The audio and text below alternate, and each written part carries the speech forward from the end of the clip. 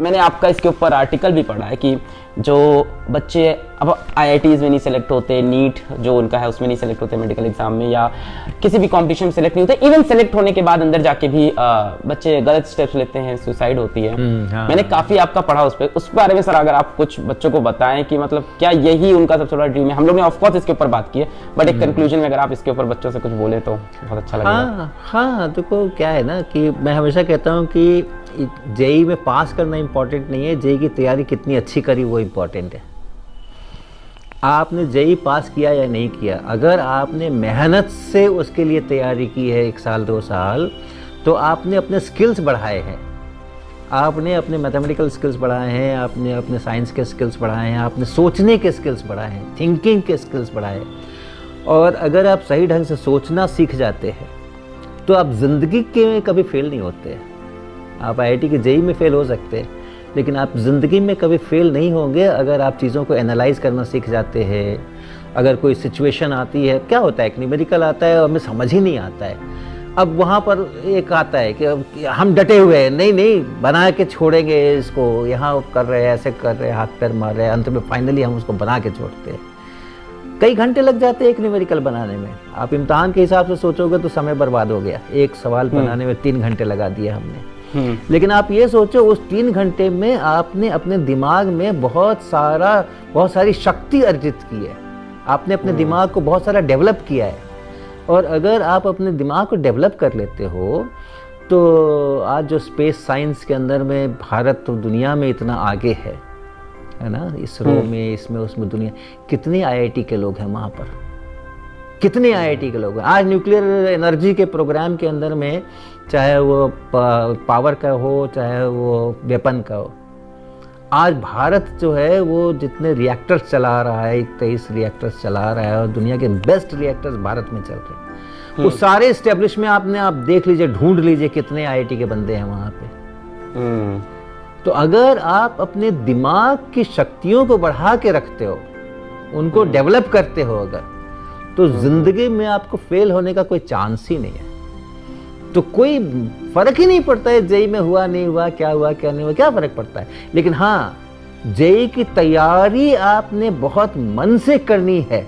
आप ऐसे मन से तैयारी करनी है कि अगर कर रहे हो तो अगर कर रहे हो तो खूब मन से करना है। जिस भी चीज में आप, जिस भी कंपटीशन में या जिस भी क्लास में भी पढ़ रहे हो, स्कूल में भी पढ़ रहे हो, तो जिसके लिए भी पढ़ रहे हो एकदम पूरी अपॉर्चुनिटी यूज करनी है अपने को विकसित करने में। ऑनेस्ट अटेम्प्ट था कि नहीं कम से कम। हाँ, क्यों, उसमें लर्निंग होती है ना, उसमें आपका दिमाग खुलता है, जगह जगह पे आप अटकते हो, भटकते हो, फिर मटकते हो। हाँ, तो ये जो साइकिल चलता है, कभी अटक गए, कभी भटक गए, फिर कुछ बन गया तो मटक गए, ये साइकिल चलता है कई बार सैकड़ों बार। तो उसमें आपका अपना विकास होता है। वो आपकी पूंजी है, वो आपकी पूंजी है। और वो पूंजी अगर आपके पास में आ गई है तो आप यकीन मानो, आप कहीं रहो किसी जगह पे रहो, आप फेल नहीं हो सकते हो, आप अच्छी जिंदगी जियोगे। हाँ, बिल्कुल अच्छी जिंदगी जियो, कोई कारण नहीं है, कोई कारण नहीं, आपका जो एटीट्यूड बन जाए। हाँ, फिर आप जिंदगी के प्रॉब्लम भी सॉल्व करने लगोगे। तो कोई कारण नहीं है फ्रस्ट्रेट होने का। बहुत अच्छी बात बताई सर आपने, ये कि मतलब अटेम्प्ट आपका ऑनेस्ट हो, मैं समझ गया। मतलब आप मेहनत कर रहे हो तो मतलब तैयारी कर रहे हो, तैयारी ईमानदारी से करो। हाँ, सिलेक्शन को तो अलग चीज है। हाँ, कुछ नहीं होता सिलेक्शन। ये मत सोचो कि सिलेक्शन नहीं होगा तो मेरा क्या होगा। हाँ, आप ये सोचो कि अगर सिलेक्शन हो जाएगा तो कहीं हम फंस ना जाए। हाँ, मेरा यही अनुभव है अलख जी। IIT कानपुर में मुझे ऐसे स्टूडेंट्स मिले हैं, हाँ, जिन बेचारों की जिंदगी खराब हो गई IIT में आकर के। क्यों?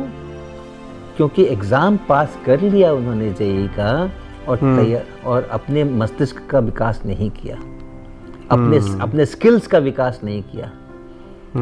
कुछ तो भी करके, कुछ ढेर सारे फार्मूला याद करके, ये वो करके, और कुछ तो भी हो गया, कट ऑफ भी बड़ा कम होता है, तो वो सेलेक्ट हो गए। अब यहाँ पर आने के बाद तो उनको कोई कोचिंग देने वाला है नहीं, कोई ट्यूशन पढ़ाने वाला है नहीं, कोई सॉल्यूशन नहीं है, सबसे मेन चीज। कोई सॉल्यूशन बुक है नहीं, और कोई एक टेक्स्ट बुक है नहीं एनसीईआरटी के टाइप की। बहुत ज्यादा बच्चा स्पून फीडिंग से पहुंचता है, ये तो सच है। हाँ, और यहाँ आकर के उसको एकदम से लटका दिया जाता है ना, खड़े हो जाओ, खड़े हो जाओ। पहले तो खूब सारी स्पून फीडिंग करा दी, उसके हाथों में ताकत बनने नहीं दी, उसके पैरों में ताकत बनने नहीं दी, और वो दुबला पतला और उस तरीके का शक्तिहीन बच्चा, और वहां जाके कह दिया अब तो बस खड़े हो जाओ यहाँ पे, अब दौड़ो दौड़ो। तो फिर वो वहाँ पे उसकी ज़िंदगी इतनी ख़राब हो जाती है कुछ बच्चों की, कि हम लोग कहते हैं कि अगर ये फेल हो गया होता अगर जेईई में तो आज अच्छा होता। तो अच्छा होता। आज ये किसी दूसरी जगह के इंजीनियरिंग कॉलेज में अच्छा कर रहा होता, बेहतर कर रहा, यहाँ से तो बेहतर ही कर रहा होता।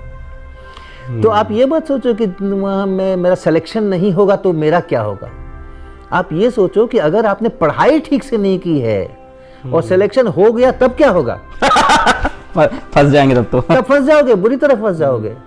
तो सिलेक्शन हो या न हो, आपकी पढ़ाई अच्छी हुई है, आपने प्रॉब्लम्स में से रास्ते निकालने सीखे हैं, आपने संघर्ष करना सीखा है, आपने खुद से संघर्ष करना सीखा है, आपको थोड़ी हेल्प मिली है अपने टीचर से, अपने ट्यूटर से, अपने कोचिंग से, लेकिन आपने खुद से संघर्ष करना सीखा है, आपने खुद से प्रॉब्लम सॉल्व करना सीखा है। ये स्किल्स अगर आपने डेवलप की है ना, तो ये खाली पढ़ाई के लिए नहीं होती है। दिमाग तो एक ही होता है ना, उसी दिमाग से ज़िंदगी भी चलती है, उसी दिमाग से पढ़ाई भी होती है।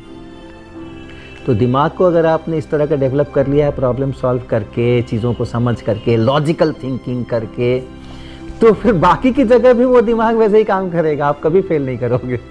जिंदगी की परीक्षा में आप कभी फेल नहीं करोगे। सही बात, सही बात, सही बात। ये तो लर्निंग है, फिजिक्स तो एक पार्ट है। सही बात, प्रॉब्लम सॉल्विंग, आपको तरीका समझ में आ गया, हर चीज से लड़ोगे। ऐसा है।